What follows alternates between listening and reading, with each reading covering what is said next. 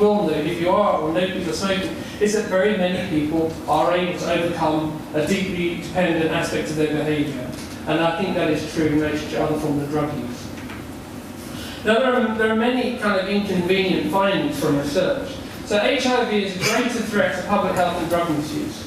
Well, these are the figures of new cases of HIV amongst drug injectors tested in England, in Scotland and the rest of the UK. So you can see from 2000 up to 2009, we're talking about just barely into double figures. New cases, 17 in 2000 and 13 in 2009. The rest of the UK amongst injectors tested, 85 in 2008. So we had certainly massive anxieties about an overwhelming epidemic of HIV that's going to be driven substantially by the spread of HIV infection amongst injecting drug users. That is the situation now that we face. They are tiny numbers. Each one, of course, is a tragedy, but they are tiny numbers, and they are nothing like the epidemic that we feared at one time. What about drug use over a similar sort of time? Well, these are the figures in drug use now. So, Glasgow, 1982, an estimate of around about 1,400 drug use from, done by Jason Ditton. And I know when Jason announced those figures, there was shock horror at that result. People just simply did not believe that in this city there could be 1,500 problematic drug users. Well, by 1985, that figure had gone up to 5,000. By 2006, 13,000. By 2006, the estimate for Scotland, 55,000. World Drugs Report identifies that Scotland has a drug problem per head of population bigger than anywhere else in Europe. So the epidemic that many people feared in the late 80s was going to be about HIV actually turned out to be about drug use. The figures that we see in terms of drug use overwhelm what anybody expected would be the case 15 or 20 years ago. If we'd have said we're going to have an estimate of 55,000 problematic drug users in Scotland, and currently, if we'd said that 15 years ago, nobody would have taken us seriously. Everyone would have said, you have got to be crazy. There's absolutely no way that Scotland is going to see those sorts of figures. But that is exactly what we've seen.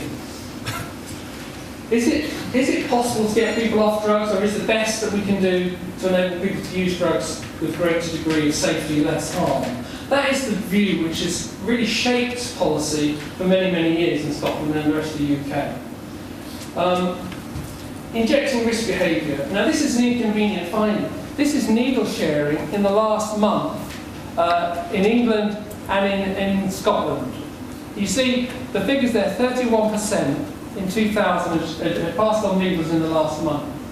Now that figure for 2008 is down to 19, which is a reduction, but it is not a massive reduction of the scale that would be needed to actually forestall major bloodborne epidemics. Positive in relation to HIV, but I'll show you the figures in relation to hepatitis C. And the figures in brackets are for the younger drug users. So we are failing largely to bring about the order of reduced needle sharing that would be required to stop a major bloodborne epidemic.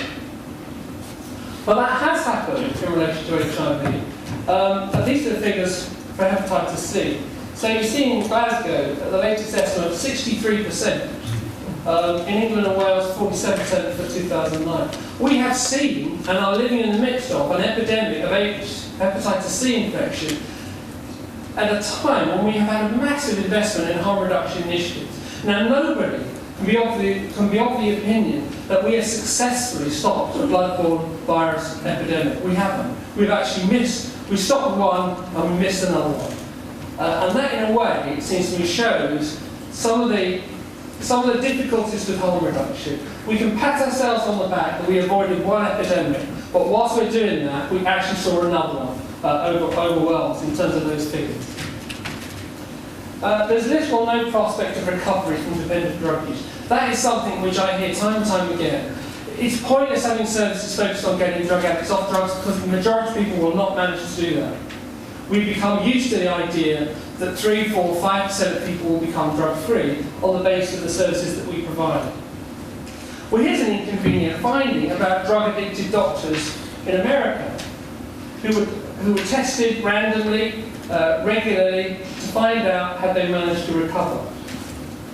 And yet 81% of those completing their treatment remain drug or alcohol-free over the 5-year study period. 80% of doctors who were addicted to alcohol or drugs entered this treatment program, became drug-free. And that was established on the basis of random and regular urine testing. And then you say, well, that's doctors, isn't it? And they would achieve becoming drug-free. That's not what services is going to achieve with other people.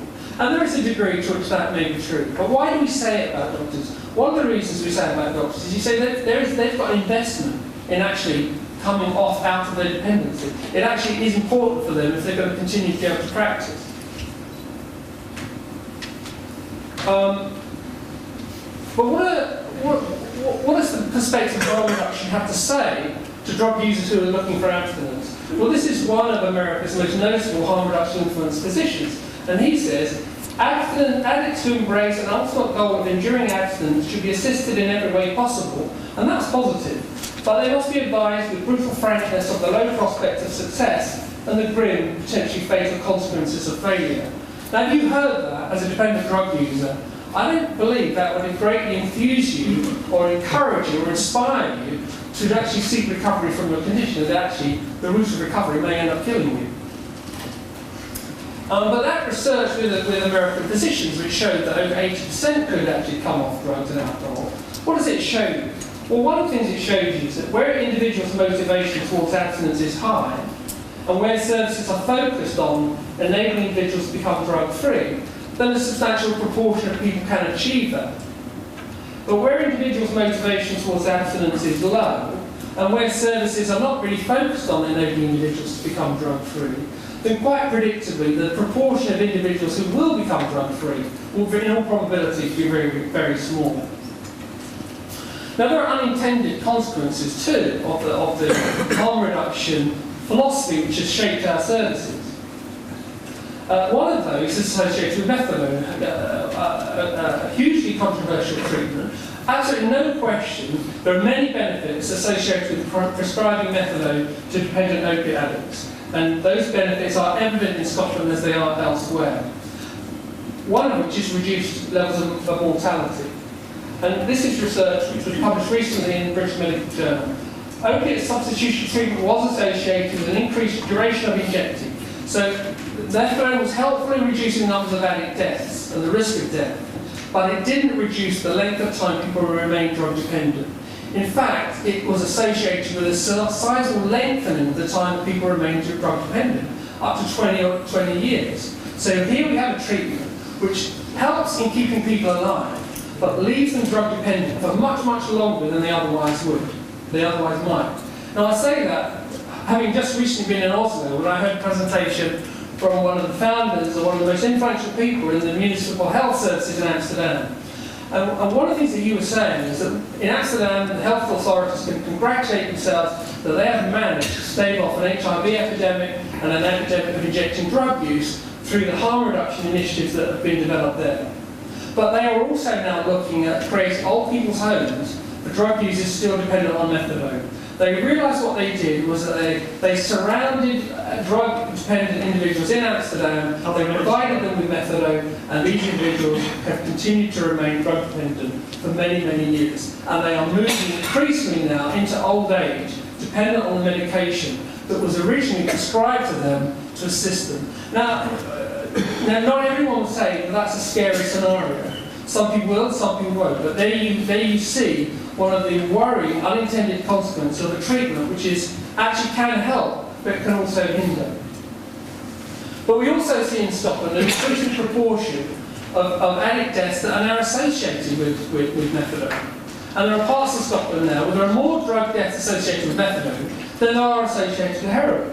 So we're now seeing 36% of addict deaths, I'm not saying are caused by methadone, but they're associated with methadone. So these are a proportion of addict deaths that are associated with the very drug that we were prescribing to actually reduce levels of risk behaviour and harm.